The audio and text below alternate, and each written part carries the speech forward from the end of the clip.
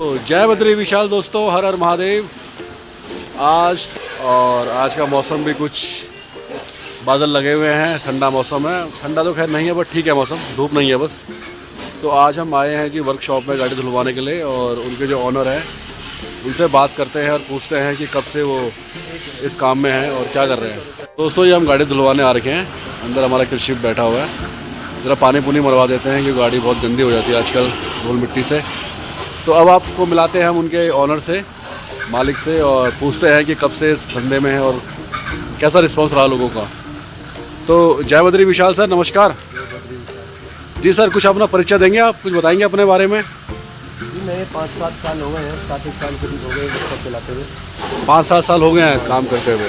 तो किस नाम से आपका workshop? Workshop and washing centre. Workshop भी और वॉशिंग सेंटर भी है। तो ये जगह भी आपकी अपनी है, पीछे घर भी आपका। तो देहरादून में इतनी बड़ी ज़मीन होना मेन सेंटर में और अपना काम करना, आप पूछते नहीं है, बट आपने जगह का अच्छा यूज़ किया है हिसाब से ना, स्वरोजगार अपनाया आपने। कोई वॉशिंग सेंटर नहीं था जी जी। और कम लागत में ठीक है, रिस्पॉन्स भी अच्छा है। अच्छा, काम भी लगातार है। लगातार ही, और काम भी अच्छा करते हैं आप वर्कशॉप में, गाड़ी गुड़ी बढ़िया धोते हैं, पूरा टाइम लगाते हैं, खुद भी धोते हैं। और तो ये बताइए आपका शुभ नाम क्या है पहले तो? जी मेरा नाम राहुल शर्मा है। राहुल शर्मा जी। तो मतलब ये आप पैदाइशी आपकी यहीं करी है, सब कुछ यहीं करी है। तो कुछ बताएंगे आपको कि पहले के टाइम में जब छोटे थे आप और अब में क्या परिवर्तन हुआ इस इलाके में, देहरादून में खास करके जहाँ पर आप रह रहे हैं? पहले हरियाली ज़्यादा थी, मकान कम थे। मकान कम थे, पानी शुद्ध था। रिस्पना नदी है ये पड़ोस में, ये बिल्कुल साफ बहती थी। हाँ जी। आज ये एक नाला बन गया है, गंदा नाला है। हाँ जी। और भीड़ है बहुत जी। हिंदू बहुल्य क्षेत्र था। अब यहाँ बहुत सारी प्रजातियाँ बाहर की और भी हैं। हाँ वो तो मैं भी देख रहा हूँ। खैर अब गाँव से घनत्व तो बढ़ चुका है। हाँ। बाकी ठीक है, अब हर घर में गाड़ी है तो, और हर घर में हर एक के पास ऐसी व्यवस्था नहीं होती कि सफाई वगैरह हो जाए, धुलाई हो जाए। जी जी। तो मेरा काम ठीक है, ठीक चल रहा है ऊपर वाले के पास। अच्छा, तो आप ये बताना चाहते हैं कि जो यहाँ पर दोस्तों यहाँ पर सामने देख रहे हैं आप, ये पूरी रिस्पना रिवर थी पहले, जो कि अब नाला बन चुका है, राइट?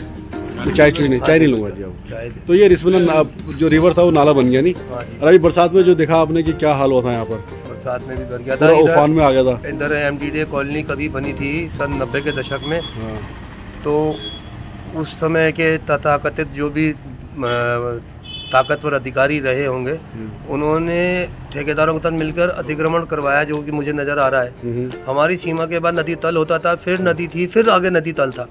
आज उस तरफ से इतना एमडीडीए कॉलोनी की दीवार करके उसकी आड़ में संभ्रांत लोग वहाँ पर कोठियाँ बना के रह रहे हैं। किस तरह से रह रहे हैं, कैसे ये सरकारी घोटाला हुआ, और कागज देने को तैयार नहीं हो रहा है एमडीडीए। हमने कहा बंदोबस्ती नक्शे के हिसाब से अपना, जब किस हिसाब से तुम्हें ज़मीन मिली थी वो कागज दिखाओ, ना पाई तो वो देने को तैयार नहीं हो रहे हैं। आगे अपील पे गए हैं हम लोग। तो ये सब तो जो आप बता रहे हैं सब पट्टे की ज़मीनें हैं, इनके मतलब कब्जा जी सरकारी लोगों ने भी उस समय ठेकेदारों के साथ मिलके बेचा, कब्जा किया है। जनता ने तो किया ही किया है, सरकारी डिपार्टमेंट की आड़ में भी कब्जे हुए हैं। कब्जे हुए हैं? हाँ जी, वो सामने ही है बिल्कुल। अगर आप देखें वो सामने जो कोठियाँ बनी हुई हैं, किसी बाहुबली नेता की भी है वो कोठी, जो बड़ी कोठी दिख रही है। तो वो बीजेपी के नेता हैं वैसे, और बीजेपी को हम भी सपोर्ट करते हैं। राजनीति से हमारा कोई वो लेना देना नहीं है। मगर ये है कि अब चूंकि एलिवेटेड रोड का प्रस्ताव आया है, तो ये सब टूटेंगे। बाहुबलियों को बचा के प्राइवेट हमारे यहाँ घुस गए, हमारे यहाँ तोड़ दिया एक रेस्टोरेंट, हमारी प्राइवेट संपत्ति में घुस के तोड़ मोड़ मचा दिया। यहाँ पर जो सामने पर रेस्टोरेंट था, यहाँ पर सामने ये, और अब कह रहे हैं कि हाँ जगह तो तुम आप ही की है, जब डीएम साहब ने सीमांकन करवाया जगह तो आप ही की है, लेकिन अब आपका मुआवजा कोर्ट दिलवाएगी। अब कोर्ट और इनसे लड़ना और मुआवजा पाना या इनको दंडित करवा पाना, ये तो कोर्ट जुडिशरी अपने आप में इतना महंगा सिस्टम है, और बहुत महंगा, आदमी का सब कुछ इतना समय लगता है, गरीब आदमी बर्बाद कर दिया। गरीब आदमी और मिडिल क्लास फैमिली के लिए जुडिशरी रही नहीं है। तो ये सब चीज़ें हैं, बस संघर्ष कर रहे हैं, अपना कर रहे हैं। दूसरा ये है, आपका शुभ नाम है भूल गया? राहुल शर्मा। राहुल शर्मा जी। दूसरी बात ये है ना, जो गरीब तबके के लोग और मिडिल क्लास फैमिली हैं, पढ़ लिख के बावजूद भी, पढ़े लिखने के होने के बावजूद भी उनको मतलब कानून का ज्ञान, जो कॉन्स्टिट्यूशन ऑफ इंडिया है उसका ज्ञान बहुत कम रहता है। नहीं, मगर जो कानूनन पदों पे हैं, जो इन ऐसी पोस्टों पे हैं लोग, उनको तो है क्या? उन्हें भी नहीं है ज्ञान। उन्हें भी नहीं हम है। तो कागज लेके उनके पीछे पढ़ने को तैयार नहीं। अच्छा। ये तो आदत पड़ गई है शायद कि बिना पैसे के पढ़ेंगे नहीं, क्योंकि नीचे से उस पे पढ़ने को तैयार नहीं। हमारा तोड़ दिया, हम ये हमारा निजी संपत्ति में घुस के तोड़ दिया, और कहते हैं हमने नजरी नक्शे से, हमने अंदाजा से तोड़ दिया। चलिए, ये तो खैर आप पढ़े लिखे जो बिल्कुल जो SDM रैंक का आदमी, हाँ वो तो मैं मतलब वो तो क्या योग्य नहीं मानेंगे उसे, वो तो पटवारी से ऊपर की पोस्ट का आदमी, और हमने सारे कागज दिए, वो उन्हें पढ़ने की जरूरत ही नहीं समझ रहे हो। हाथ जोड़ जोड़ के रो के इनसे कहा कागज पढ़ तो लें, देख तो लें, कागज पढ़ने की। आप ये बताइए कि जो एलिवेटर रोड आ रही है, और अब कहते हैं कि यहीं अब से हम आ रही आपके पैसे कहाँ से देंगे, अदालत जाइए। हम अदालत पहुंच गए हैं, लेकिन तब तक तो ये शायद दुनिया से चले जाएंगे जब तक हम न्याय पा पाएंगे। हम भी ना चले जाएं दुनिया आप ये कहना चाहते हैं कि जो एलिवेटर रोड आ रही है वो उधर बचा के आपकी जमीन के ऊपर से ले जा रहे हैं? ले जाने की इनकी मंशा है, जबकि नदी के ऊपर 55 इनको 30-33 फुट इनको जगह चाहिए। 55 फुट भाई, हमारे पास आज भी बंदोबस्ती नक्शे हैं दोनों तरफ के पड़े हुए। 55 फुट नदी की चौड़ाई मौके पे है, सेंटर लेंगे तब भी 10-10 फीट दोनों तरफ बच रही है जगह। ये इधर क्यों घुस रहे हैं? तो रजिस्ट्री भी आपके नाम पे है? रजिस्ट्री हमारे नाम पे है, सब कुछ आपके नाम पे है। उसके बाद भी उसके बाद चलो, ये तो फिर देखो कानून का मसला है, आप कानून में खैर जाइए, फिलहाल आपको मुद्दा था, न्याय आप जरूर मिलेगा। पूछ रहे थे कि वर्कशॉप, तो एक वर्कशॉप ये है आसपास में, अब घनत्व इतना है हाँ, वर्कशॉप है नहीं आसपास कहीं पर यहाँ। और घनत्व है, तो हमारी भी रोजी चल रही है, मतलब मेहनत का काम है ये, इसमें मेहनत करते हैं। आप खुद लगे रहते हैं, देखा है खुद भी मैंने लगा आपको। रहता हूँ मैं, स्टाफ भी लगा रहता है, स्टाफ तो चल रही है दाल तो रोटी, ये जो दाल में नमक बराबर। एलिवेटर रोड आ रही है, मैंने सुना उसका सर्वे हो चुका है, तो कुछ बताएंगे आप कहाँ से क्या क्या हो रहा है उसका? जी कुछ पता नहीं है, क्योंकि सरकारी आदमी बिल्कुल कुछ बताते नहीं है। तो एक जनता के सामने स्क्रीन करके एलिवेटेड रोड का पूरा प्रोजेक्ट दिखाया जाए कि यहाँ से गुजरेगा। नहीं, मगर सोशल मीडिया में तो ये बताया गया कि जो बिंदाल पुल है और इधर अपना रिस्पना वाला है, होगा वो प्रोजेक्ट, तो वो लेकिन सारा मतलब चिन्हित हो अभी गया है, तक निशान मार दिए गए हैं। सरकारी महकमा खुद पूरी तरह से पुख्ता नहीं है, उसे खुद नहीं पता कि क्या होना है, किधर से जाना है। कभी किसी घर में घुस जाते हैं, कभी कहीं टूट मोट के लेकर पहुंच जाते हैं, उन्हें खुद नहीं पता। उनसे पूछा जाए आज तक नहीं बता पाए। इतनी जनता अदालतें होती हैं, कितने लोगों ने चिल्ला चिल्लाएगा प्रार्थना करी है कि भाई बता दीजिए, हमें दिखा दीजिए, स्क्रीन पे दिखा दीजिए कि ऐसे ऐसे और ऐसे ऐसे इतनी चौड़ा।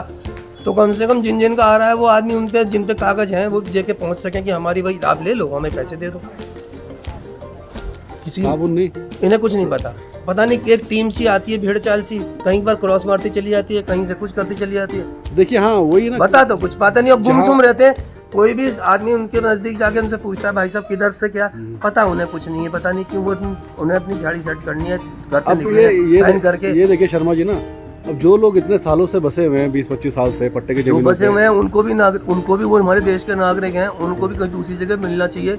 हाँ बिल्कुल मिलना चाहिए। अब अचानक घर टूटेगा, वो टूटेगा तो लोग तो डिस्टर्ब से उनको बिजली पानी सरकार ने दिया है, रोड दी है, उनके घर तक पहुंच दी है, सिविल लाइन दी है, गवर्नमेंट ने दी है। अब एकदम से उजाड़ेंगे तो दिक्कत तो है। तो देते ही नहीं। सब प्राइवेट आदमी अपने आप अपनी मर्जी से कर रहा होता तो वो गुनहगार था। जब आपने सुविधाएं दी हैं, दादा ने पोते हो गए हैं, उस जमाने में उनके रहन सहन वही है, स्कूलिंग वही है, अड़ोस पड़ोस वही है, सब उनकी जान चंद मजदूरी दिहाड़ी सब सेटिंग वही है। दिक्कत तो होती है, तो अब उन्हें कहीं अगर वहाँ से विस्थापित करना है तो विस्थापन के लिए कोई जगह हमारे देश में सुनिश्चित करनी चाहिए। बिल्कुल सुनिश्चित करनी चाहिए। मगर जहाँ तक आपने कानून की बात की, तो मैं भी आपके उससे वाकिफ़ हूँ। जितने भी हमारे तबके गरीब लोग हैं और मिडिल क्लास फैमिली से नीचे हैं, तो अधिकतर लोगों को इंडियन कॉन्स्टिट्यूशन के बारे में पता ही नहीं है कि कौन सा कानून कब लागू हो जाता है, क्या होता है, कुछ पता ही नहीं है। जैसे परसों मैं अपनी स्कूटी में आ रहा था, तो आपने नहीं देखा कि डबल हेलमेट कहीं अलाउड अभी देहरादून, ऋषिकेश या हरिद्वार कहीं भी अलाउड नहीं है? दरअसल सर कानून तो ये बहुत पहले से होंगे, मगर फॉलो कोई नहीं करता है। आप कहना नहीं चाहते हैं? कानून तो होंगे पहले, मगर होंगे पहले सर परसों मैं खुद आ रहा था, मैं हेलमेट पहना हुआ था, स्कूटी से कुछ डॉक्यूमेंट ओके थे, पीछे मेरी श्रीमती जी थी, तो हम आ रहे थे, तो जो कैमरे लगे होते हैं ना वहाँ पर हाईवे पे या रोड पे जो भी होते हैं, तो उन्होंने चालान काट दिया। नहीं, मगर ये है कि जो फंस गया वो चोर है, चोर सारा है। नहीं तो आप देखिए, आप इन्होंने कानून बनाया हुआ है। अब 250 आदमी आपके सामने से निकल जाएगा बिना हेलमेट के, आप पकड़ में आ गए। जब उन्होंने पकड़ भी नहीं आए, मतलब देखो हम तो अपने नियम जो है पता है वो फॉलो कर रहे थे, हम जो सिंगल हेलमेट का आगे का है। डबल हेलमेट का तो नियम तो मैंने सुना बहुत पहले से है, पहले से फॉलो कोई नहीं करता है। मगर फॉलो कोई नहीं करता। जहाँ मेरा चैनल कटा ऋषिकेश में, वहाँ तो आगे वाला बंदा भी हेलमेट नहीं पहनता है, मैंने खुद देखा है।